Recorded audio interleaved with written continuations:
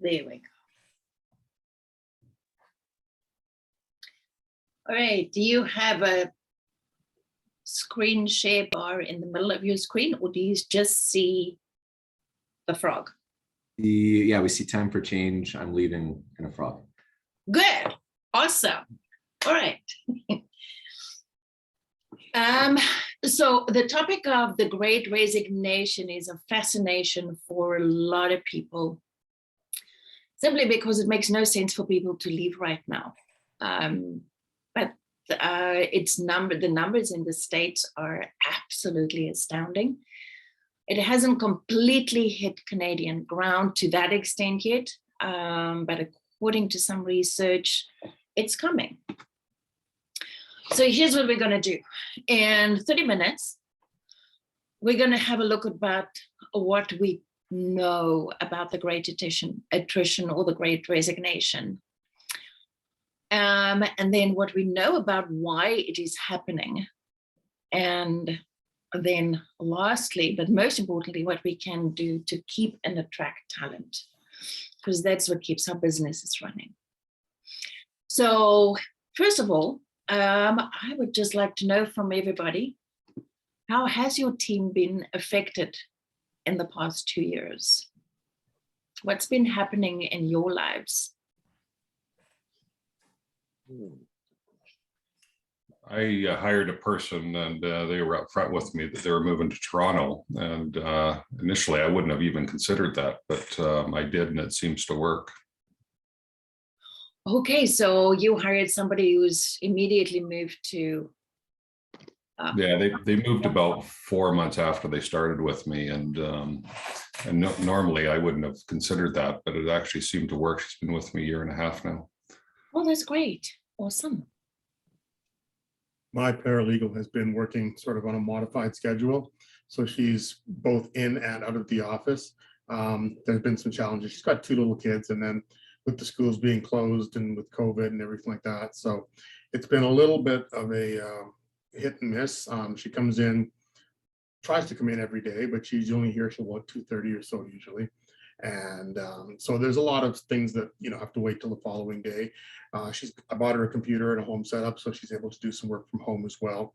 And then I've got another legal assistant that actually is in the office more or less full time till about 4:30 every day. So that's how I've been managing it. The team hasn't shrunk or grown in that period of time. The only difference is that there's been a little bit more working from home, which I never used to do at all before. Okay, great. Thanks, Pro. Tom, your hand was up. It was, yeah. No, I was, one of the things I was thinking is when we were remote, I would say in March of 2020, one of the things that we really noticed was that it's hard to keep a culture alive when everybody's remote. You might have a meeting with your team like once a week or once every other week, but without that constant connection, it's really hard to, keep that unifying purpose alive, I guess. Yeah, that is what a lot of people are struggling with. And a lot of people have had great success with that. So I will share that with you. Okay, just quickly, Sage and Summit, who we are and why we care. We're an Alberta-based boutique consulting firm. We work all over Western Canada and starting to work in the States as well. We specialize in leadership for the 21st century, high-value team and development in current context, and team development and team coaching is so important right now because the dynamics have changed. And planning for perpetual results. That means that we work with you with strategic planning, which is the easy part, and we hold people accountable for execution, which is what everybody battles with. So many plans just die. We're founded in no hype and no fluff.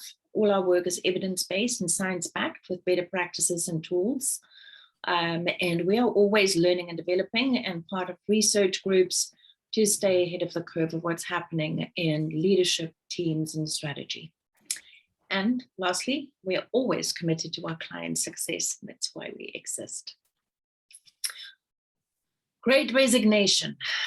So the thing that is fascinating here is like the record numbers of people are resigning throughout North America. And there are some consultants that have done studies in this area, and it's like every year there's a record number of people resigning. So a records people of people leaving their paid jobs for other jobs, for other purposes, retiring early, finding meaning in life, is not new. What is strange about this is that they're leaving without a plan B. The other thing that is strange about this record numbers of people leaving is normally a sign of a very optimistic economic outlook. So there's other opportunities. There's real opportunities to start your own business and follow your dreams. The world is not really in a positive economic outlook right now.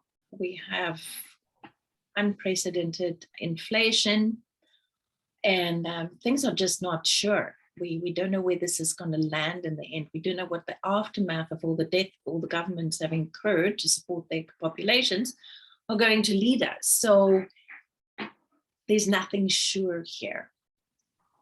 So what's up with all these people leaving? I think the first question that I'd like to answer is, how real is it in Canada?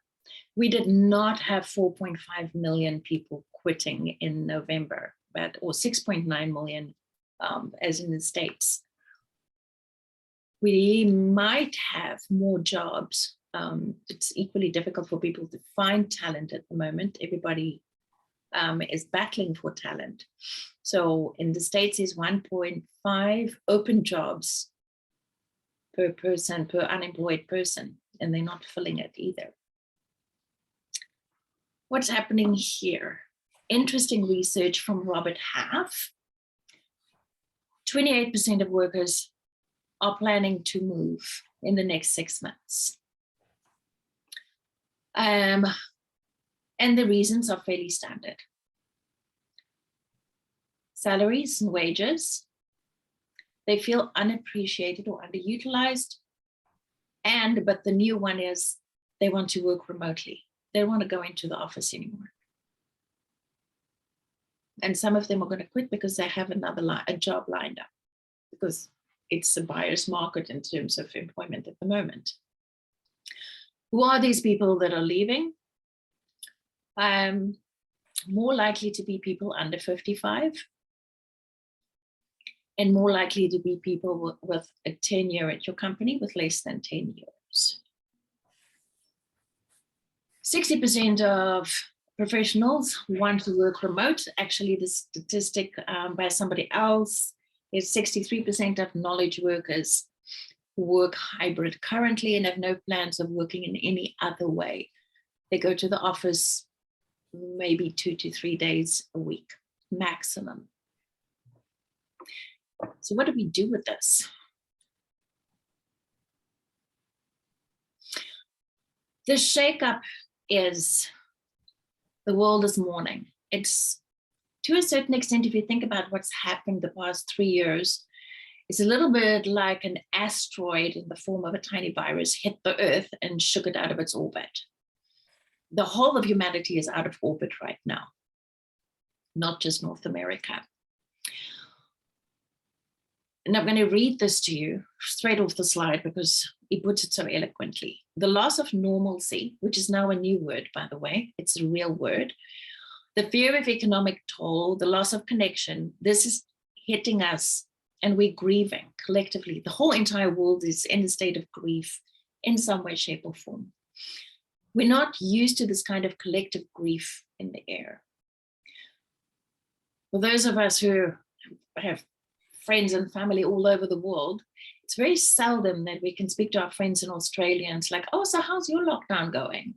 And it's like, oh yeah, it's the same here. It's like, oh yeah, the best friend's the Amazon delivery man. Okay, how's Uber Eats doing for you? And so the commonality of issues, challenges, and solutions right across the world is completely unusual. Normally when we speak to our friends in Australia or in South Africa or in Europe, the issues are completely different. But now it's all the same. So it's a common issue. This is something that everybody would be able to relate to as well. The pandemic has been an epic test of character and determination for millions of people around the world. Nothing compares with the sacrifice of workers in the front lines in the hospitals and other essential services, including the grocery stores. In the business context, CEOs, business owners, business managers had to cope with extraordinary demands. For them, the pandemic has been the ultimate leadership test. So hands up, who can relate to that right now? Yep. So in looking at what can be done, or some of the answers and best practice that we have seen to date, there are 3 reality checks that we have to take into consideration. Things have changed and they're never going back. This is McKinsey Global Institute, the work of, well, the new reality, and this was a study done at the beginning of last year. The beginning of this year's one will probably look even more shocking. Things that have been accelerated, remote work. Before the pandemic, I can remember so clearly being a leader in post-secondary industry, where we spent lots of hours. Like, do the faculty have to be on site when they're not teaching? Because their job is student facing, but other than that, they're doing research, and it doesn't matter whether they do it in an office or the garage or the cabin or anywhere else. And there was a strong guard of people, including union representatives, said, no, work happens at the office. It only happens in the office. If you're not at the office, you're not working. And at that time, some of us were isolated because of swine flu. My son had swine flu and I was at home for 2 weeks. I have never been so productive in my entire life. And I moved mountains in those 2 weeks when nobody was popping into my office all the time to have conversations. So, and that started shifting the conversation, but there was still a massive divide around the executive table. Work happens at the office. And when people are at home, they binge watching Netflix, they're gardening, they cannot work from home. It's physically impossible. Here comes COVID. And just like magic, everybody's working from home. And some of the business leaders that I coach was like, how do I know when people are working? How do I know that they're actually working?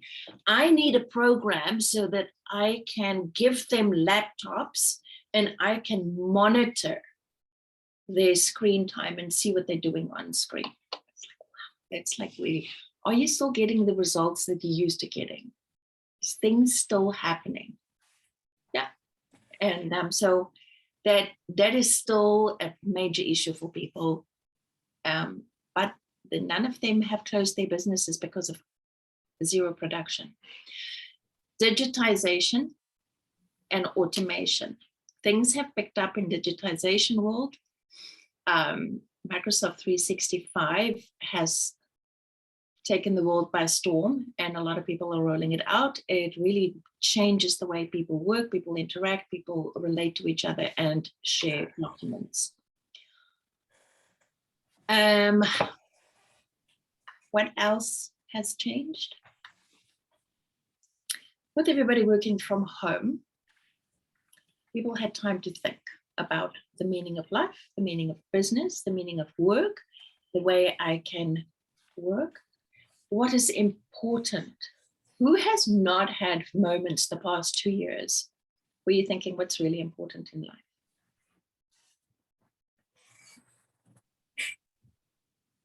Who's had existential philosophizing moments? And what became more important than it was previously?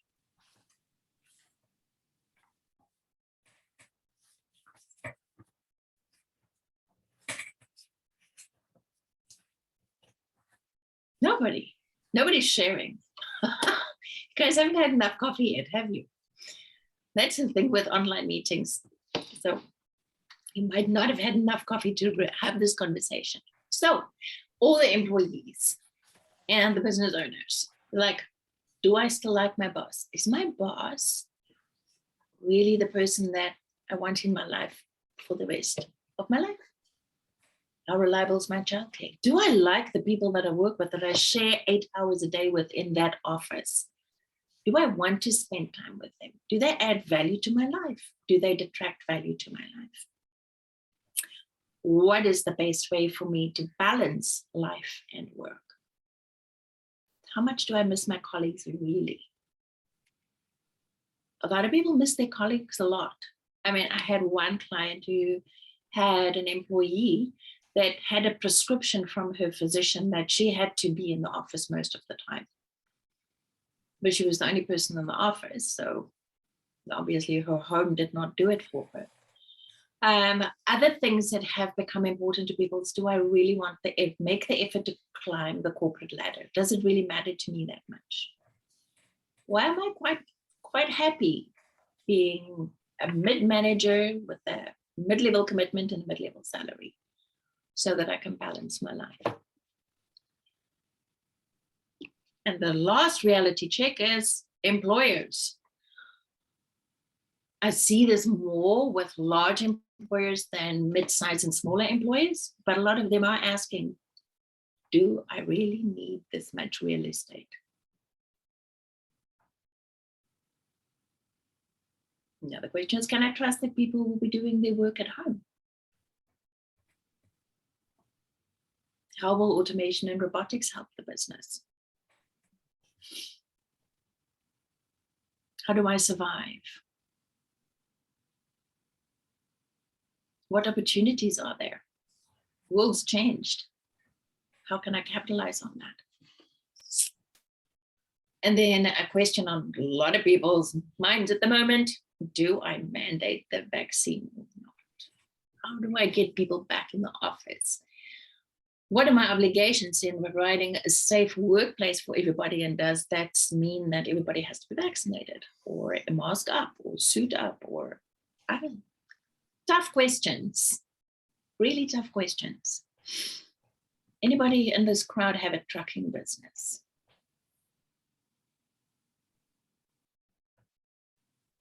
No? Okay, let's move on.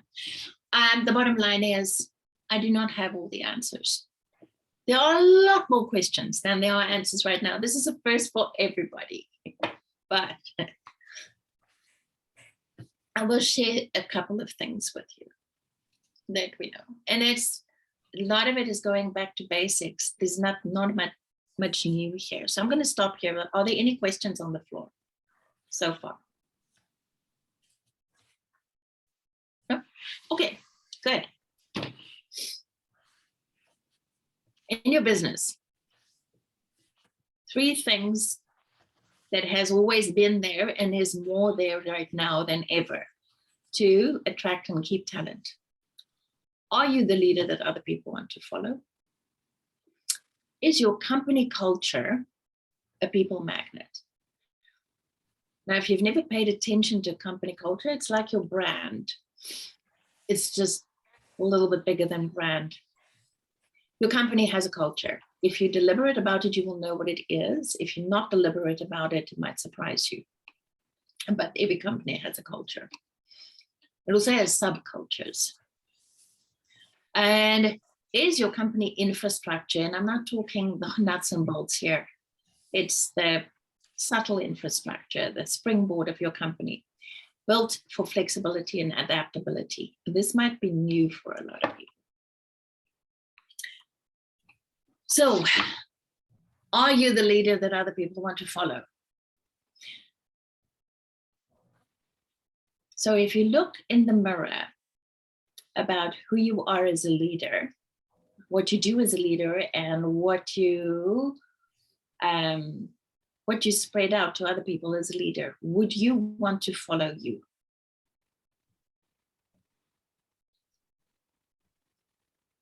Yeah, Gerald. You're on mute, but I would like to hear what that face said. Oh, that's just a scary question. I mean, it really is a scary question. I don't, that's why I was laughing. That is a scary question. Yep.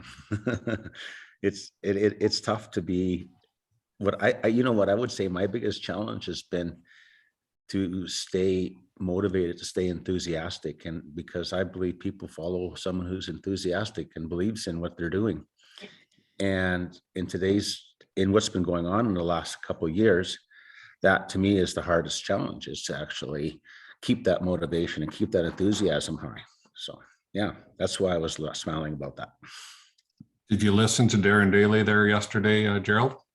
Yes, I did. It was, he's had some really good ones lately. Yep. I took 2 pages of notes from that 7-minute mentoring session. Yep. So people don't leave a job, they leave a boss. That's the old mantra. The good news here is that's not 100% true anymore. It might have been more true than it was before COVID than it is right now. Some people are leaving their jobs because they just reevaluated life. They had an existential moment and had some insights that spoke to them harder than the paycheck would. 63% of people before COVID would have taken a reduction in salary in exchange for a new boss. So leadership has never been this world's strength. Not in North America and not anywhere else in the world. It is something a lot of people land into by accident, and they don't really focus on developing that muscle in a productive way so that it is actually inspirational and other people want to follow that leader voluntarily. Post-COVID leadership, where I work with a group at Harvard University on leadership frameworks, what works right now and what doesn't work right now. With this squeeze on humanity, leadership has been tasked and has been challenged to become more humanistic, leading from the heart, leading from your gut, leading authentically.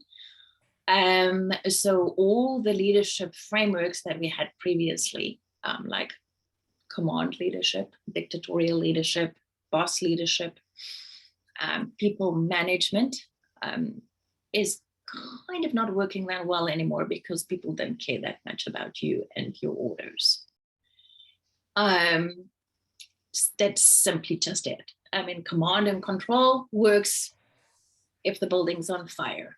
If the building's not on fire, people are probably just going to leave if they are being commanded and controlled and find a more meaningful place to be. So relational leadership, servant leadership, all sorts of new leadership styles. Too many to talk about in this half an hour. But the bottom line is that the leader is not here anymore, leading down and emanating good things to the population below.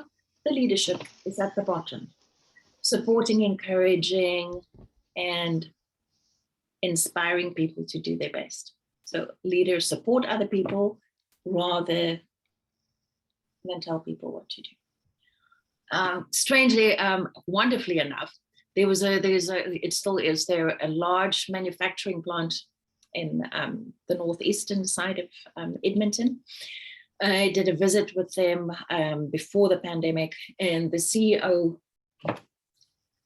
who's now retired, but he's executive in charge of the company. It's like, look at my org chart. His org chart's a big poster-sized photo in the reception area, and he's at the bottom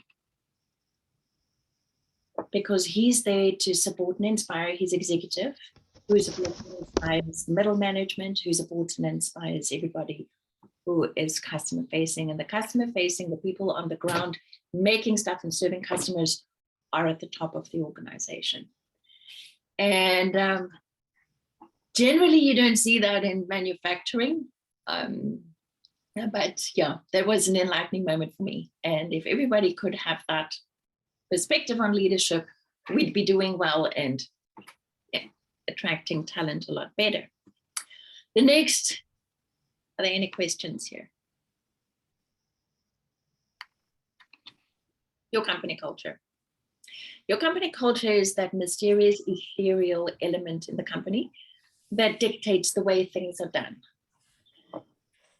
If you're doing that with purpose, you design a culture that has maybe something like operating principles. It puts your values into action, and it's a conversation that we have on a daily basis within the company. This is the way it's done. Cultures are sort of divided into 5 levels. This is a study by a consultant in the US. The bottom is toxic. A recent MIT study is like, most of the people leaving companies right now are not leaving because of leadership. They're not, well, partly because of leadership. Inept leadership leads to toxic cultures, but they're leaving because of toxic cultures. So they had time at home to think, it's like, how much meaning and value does this job add to my life? And then children's like, geez, Dad, you've been home for 2 weeks. I haven't seen you smile so much. Please don't go back to work. Interesting conversations that happen when people are in isolation. And then, of course, the person's like, yeah, I actually feel better about life. I feel healthier. I'm more relaxed. I'm actually sleeping. I'm not grinding my teeth. My ulcer is recovering. Good things that isolation is doing to me. So I'm not going back to work. 11.3% of North American companies have toxic cultures.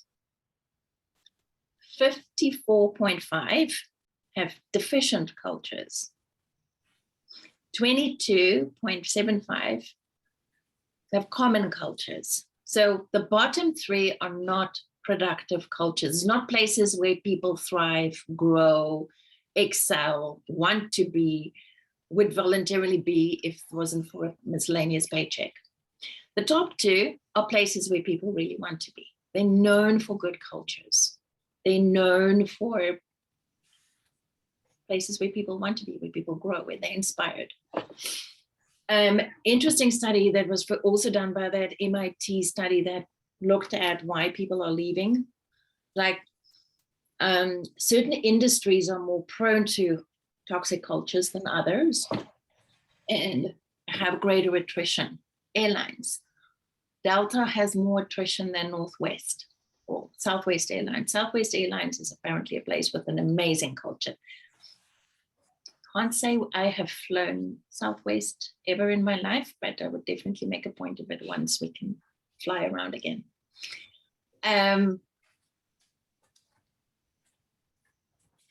Tesla, more toxic than General Motors and Ford, strangely enough, because there's a high focus on innovation and it puts a lot of pressure on people.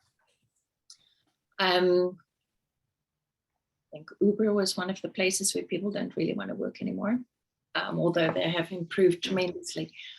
So when you're purposeful about the way things are done at the organization, it builds a stronger bond. It helps people want to be there. So what builds stronger cultures?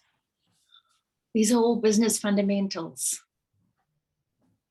How did we forget about business fundamentals? People, empowerment, trust, and engagement. Trust is the foundation. Trust is the foundation of everything. Trust leads to empowering people, and empowered people are more engaged. Clarity. What are the values? What are we doing here? Communication. I think one of the questions on the floor was, how do I build and maintain a congruent culture with a hybrid workforce? One word: communicate, communicate, communicate, communicate. Not communicating once a week, once every second week in a team formal meeting. A lot of the companies that I've seen that have done exceptionally well in a hybrid or distributed workforce, they have daily huddles. Pull everybody in at 8 o'clock or whatever is a convenient time, normally first thing in the morning before everybody starts running around doing their awesome work.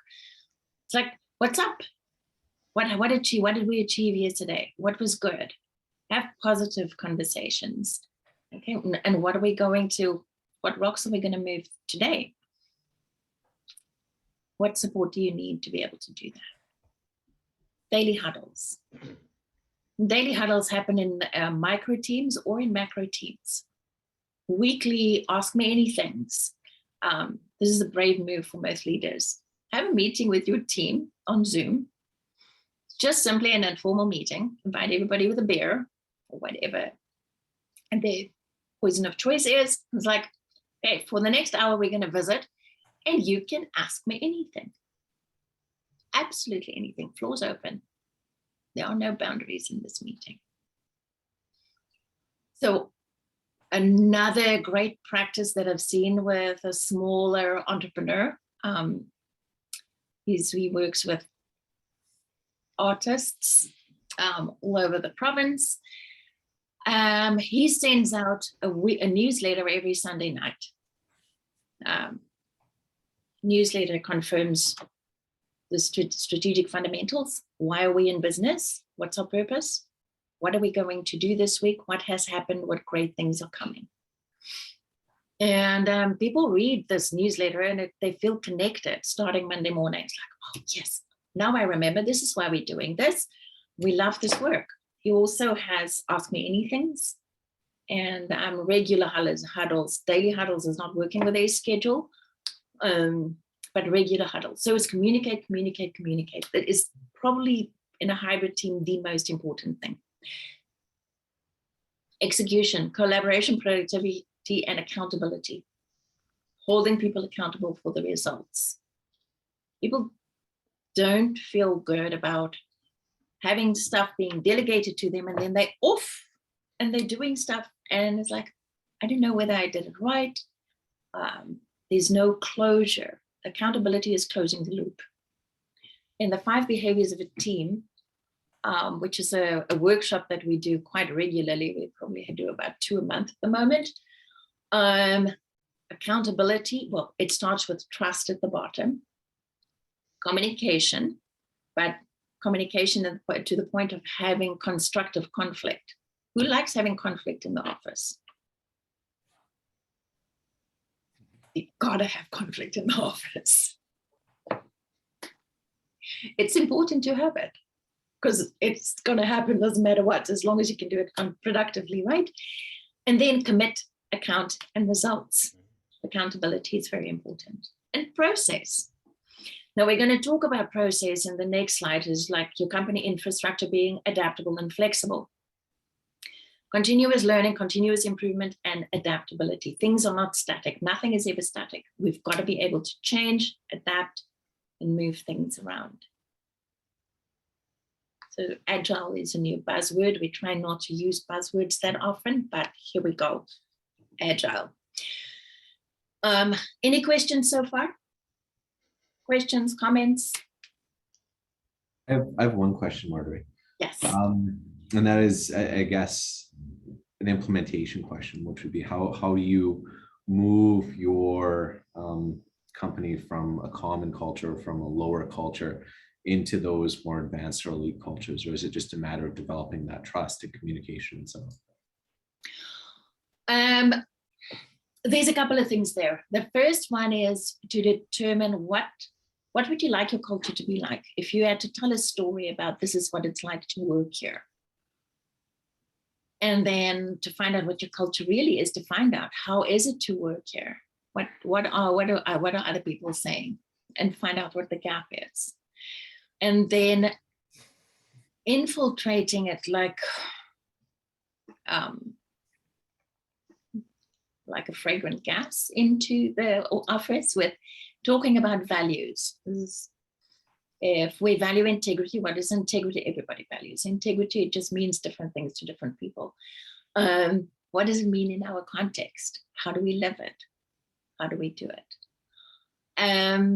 The other thing about culture is that quite often, and this is a little bit funny, and so I say tongue in cheek, a business leader would come to us like, oh, you have to come and fix my executive team or my management team because the culture sucks. And he's like, so tell me about the culture.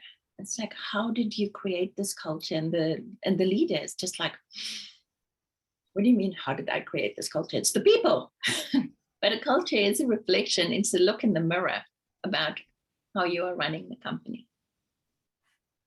It's not if it reflects the difference between what is said and what is done. So narrowing the gap between what we say we are, what we say we behave, what we say we value, and how we say we do things, and really doing that. It's like hardcore leading by example. Did that kind of answer your question? Yeah, no, it was good, thanks. Okay. All right, company infrastructure, built to be agile. The time where we could plan ahead and say, this is the way we're going to run this company, and this is the way things are going to be done. Processes, procedures is gone too. You've got to be able to morph, swift, adjust, and change things. So if you live in a company where continuous improvement and continuous learning is part of the culture, it comes naturally to the organization, because every time you learn something new or you improve something, you are shifting. And hopefully everybody in this group, I know there's a lot of very dynamic people here. That is exactly the way that you roll. That is why you're here. So building an infrastructure that will empower and motivate and engage people and attract talent and retain talent. This is a theory that was built by Hertzberg, and I kid you not, it's probably older than I am, but it's still valid. There are things in a business that stops job dissatisfaction. So people are not going to moan. If all those things work well, people are not dissatisfied. So you're bringing them from -20 on the complaint scale to 0.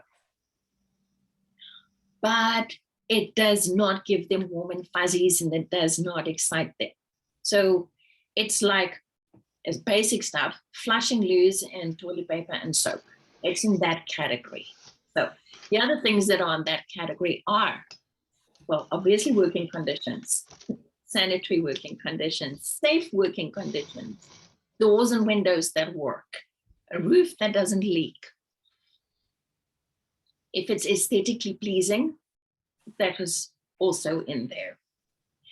Co-worker relations, fostering strong relations, a positive relationship and good relationships between people. So if there's bullying, if people tolerate biases, disrespect, all those things, you go from 0 to -.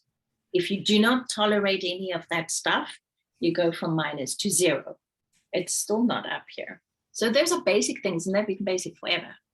Policies and regulations. Are they productive? Do they support the business? Do they support your goals? Supervisor quality. What's the management like? What's the shop foreman like? What are the supervisors leading teams like? Are they bossy? Or are they people leaders? And a fair wage, absolutely. People that do not feel that they are compensated fairly will grumble. So let's go to job satisfaction, the stuff that really get people going. Achievement, recognition, responsibility, strangely enough. People enjoy responsibility. It makes them feel accomplished. They're getting stuff done. They're growing as people. The work itself, is the work still interesting? A lot of people that sat at home were wondering, it's like, do I really like what I'm doing? It might add to the Great Resignation and advancement and personal growth. Now, those lists have grown, sorry to say. What is added to the orange box is flexibility. Do people have the flexibility to work hybrid? Do you want everybody to come back to the office 5 out of 5 days? Or are you going to be flexible? Because there is a reality of care insecurity. Sometimes the kids are sick, and so you can work from home. Sometimes you have the sniffles and you should not come to the office because everybody is going to look at you strangely, but you're not too sick. So do you have the flexibility to work from home? Hybrid working options are never, ever, ever going away. People had a taste of it, they want to keep it. Boundaries. Boundaries is becoming quite a big thing. In Europe, there's legislation that employers cannot contact their employees after hours. Now, we know as entrepreneurs that our brains never stop working, and an 80-hour work week is perfectly normal. It's not normal for employees.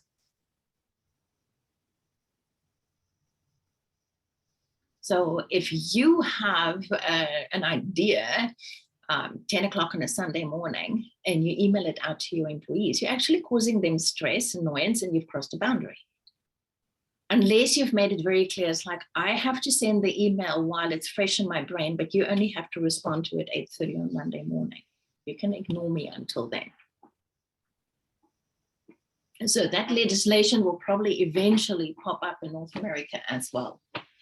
Work-home balance is right up there with boundaries. Appropriate automation, systems and electronic gadgets that make life easy, make processes smoother, and make things work faster. It's a basic standard in business. Communication, communication, communication, respect and psychological safety. Respect and psychological safety. Now, psychological safety is a whole different topic, and I could probably wax lyrically about that for a whole entire day. But workplaces where people feel safe to be themselves, regardless of their background, orientation, beliefs, all those miscellaneous things that make up people. Those are minimum requirements for a functional workplace where people want to be. If you can deal with that, you're bringing your workforce up to 0 and you're keeping people. You're still not on the purple side where you're attracting people. Building culture, value alignment. Are your employees, are you recruiting people whose value systems are aligned with your company? Are all your employees, do they know what the value system of the company is and how to align with it? Trust. Can everybody, all the leaders, be trusted? Clear direction.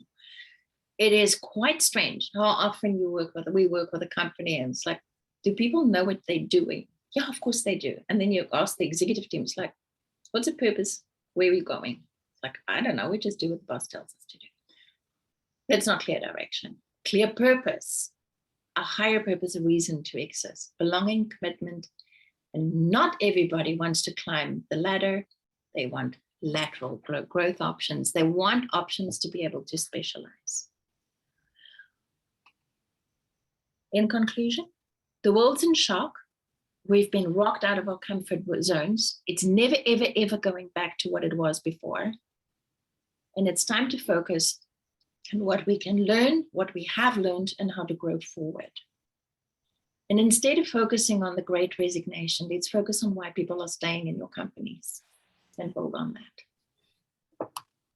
And please ask us questions because we love talking about the stuff. Emed, good to see you. Hi, your hand's up. Good morning, Mardere. Good to see you again. Yeah. Okay, I really enjoyed your talk. I have a question with respect to recruitment and the new graduates under these circumstances. What I'm looking at is that we've had 2 years of COVID, which, technically put out 2 classes of graduates. And now when we're looking at recruiting them, how do we manage the new COVID hybrid with training, with integration, with developing the new corporate culture for these newcomers?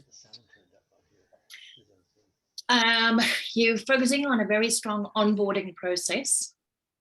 And integrating them into the team. Hybrid, knowing we know a lot of these students that have been taking everything online. I think they're always grateful to meet people in person, because the last 2 years of university was really awful, been isolated, and not exactly what they signed up for. However, knowledge workers, unless they are working face-to-face with clients, they do want the option to come in and not be in sometimes. So it's a hybrid working situation, but bring them into the office from time to time to really integrate with your team. They would like that. Yeah, thank you. Any other questions?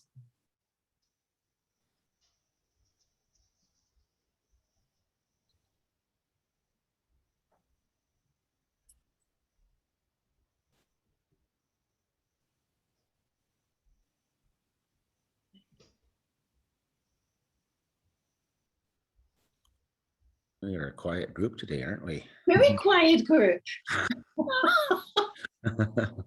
You should have charged us more money for this, Mardere. Sorry? I really like that second slide that you presented with process, execution, and the people and clarity when it talks about building culture. And I like the way it divides it up into, the different quadrants. And I think when I look at that, though, my challenge would be, which one do you work on first? Because I think everybody, I don't know, I know for myself, I think there's parts in there that we can work on. Everybody needs to work on all of them, but how do you prioritize which one you should work on first? I think, like I was thinking about our culture at Big Stone Cabinets, and I think a lot of the stuff where we need to work on is, we just, like, when issues come up, when there's problems that come up, I think that is detrimental to our culture.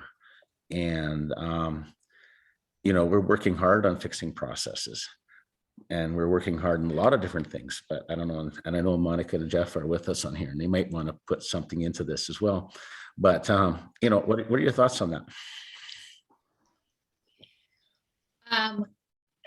Definitely when issues come up, it's the capacity to hash them out openly, honestly, and fiercely. Have those conflict conversations. Now, I've worked with your team before, and you have varying degrees of comfort with conflict.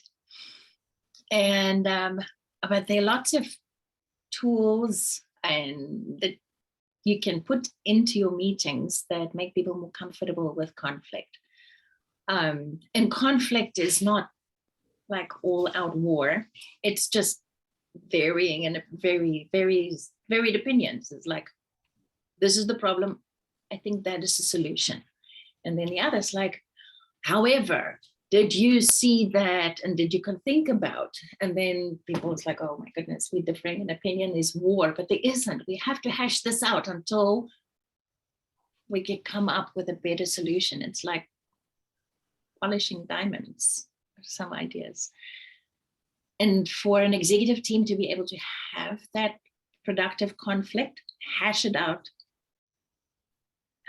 makes a big difference. That way everybody's heard and the problem is probably solved. Does it make sense? Mm-hmm. Monica, it's good to see you. I think Chuck has a question. Chuck, hi. Hello, how are you? I'm good, and you? Good. It is a quiet group, and I like the big silk cabinet plug. That was excellent. I have a question for you, kind of two questions. The first question is, if you had to look at one trait you're seeing in successful cultures from their leadership, or one area that they could work on, maybe the top, and if it's easier to do a top 2 or 3, that's fine too. What would you suggest? And then maybe a little more controversial, but one of the issues is a healthy, safe work environment.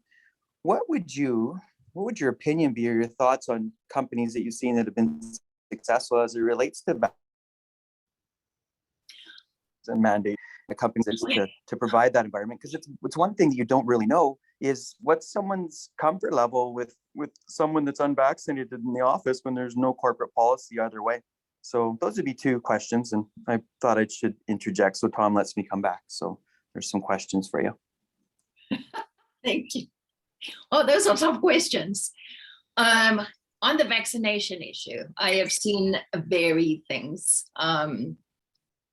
A mining-related company in the States, they had a hardcore, you vaccinated by the 1st of November or you are looking for another job policy. The union interfered, and that as much as we respect the fact that you are obligated to provide a safe workplace for all your employees, people have the right to decide whether they want to be vaccinated or not. So you cannot do that. And then they had the division. Floors 1 to 12 are for vaccinated people, and floor 13 are for unvaccinated people. And there is the divide. A company in BC,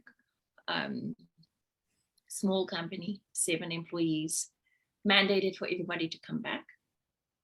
And some of the employees said, so what's the vaccination policy? And they said, there isn't one. It's a free for all. And 2 people resigned on the spot. Like, I'm coming back. And they were 2 key people. So they're a little bit on their butts right now because they can't find anybody to replace those people. So as far as vaccinations are concerned, it's like anything else controversial in the company. It's a conversation. What are people comfortable with? What are they not comfortable with? As far as psychological safety generally is concerned, that is also a conversation. And on the one hand, because safety is to a certain extent in the eye of the beholder, as is what is disruptive and uncomfortable. To be able to have the open conversation about what should be tolerated and what should not be tolerated in the company, in the context of the team that is there, is an open conversation. Chuck, what was your first question again? The first one was just if you were to choose, thanks for that. I know it's a tricky conversation, but I was just curious what, companies like Southwest do and companies that you've talked about with great culture that you might know of, but so thank you for that. And the first question was just related to if you had to define, a trait, a leadership trait that was probably the most important to work on, and maybe it's a top 2 or 3 that someone could just take away from this meeting and, get to work on it. So something like that. The one that I see that is in dire need right across the board with everybody that I work with right now is emotional intelligence. And that is the capacity to identify where you are, take responsibility for your emotional weight, and regulate yourself in the context of the situation that you're in. But more importantly, that's the foundational skill to be able to do social regulation, read the room and regulate the room, to be able to pull people out of a negative spiral or to pull a crowd out of a negative spiral into something that is more productive. It's a very difficult skill. It's very easy on paper, but in practice, it's for the other 2, the capacity to communicate clear direction. Where are we going? And why are we doing it? What is our purpose? And to communicate clear direction before COVID, anything that needed to be communicated 7 times, because communication only happens once the receiving party has actually received it and comprehended and processed it. It's not just because you've said it. During COVID, because we're so distracted with everything else that's going on, I think 7 has moved up to 21 times. Communicate, communicate, communicate. 21 times in 20 different ways before people will actually absorb what you are saying and experience it the way you intended. And The third one is self-care. Look after yourself, because if you burn out because it's so difficult, you have no use to nobody. Did that answer you? Yes, Pro. Those were, Sorry. oh, sorry. I just want to thank you. And those were beautiful. Thank you very much for that. You're welcome. Marguerite, why has the communication slipped so much that you now require 3 times the verbal assault, if you will, before somebody? I mean, going from 7 is extreme, and then going to 21. I mean, that's basically saying people are not paying attention. No, they're not. So where's the engagement then? I mean, even with the daily meetings, I mean, there's obviously there's a lack of functionality. There's no engagement. People are distracted by making sense of the world, going through crisis, going through their own stuff, wondering why they're still working here. There's more stuff in the noise. You know, it's like fundamentals of communication. You say something, it goes through your filters. I think, Gerald, you will remember this because you were all fascinated by the fluff balls that collect onto the message, and then it goes through the other person's filters and it collects more fluff before it's absorbed. And if you see that space between the words leaving the mouth and going into the ear as sort of a messy space, it was messy before COVID. Yeah. It's now that much more messier. And that's why it's as simple as that. It's a little disheartening to think that you have to go through 3 times the effort just to get the same result. If you know it and you prepared for it, knowing that once you've said something, it's probably an awareness, it's not absorbed, and you have to repeat it in a few different ways until it's absorbed and you know it, then you prepared for it. You can do it. I will say to you that I don't know that it's necessarily 3 times, but you're right. There has been a lot more repetition of instruction or repetition of what you're looking for before it actually is done. So that's happened. It's just frustrating. It's frustrating. Yes. I found it interesting. I did an evaluation for a pilot, an international pilot, and and how their communication style is always to have them repeat back what they heard to clarify understanding. And I think of myself, and I say it, and then I get really frustrated if it's not done. But I haven't closed the loop and had them repeat back to me what their understanding was. So really, I'm to blame because I'm not closing the loop on getting clarification. Yeah, absolutely. That they understand, right? Yeah.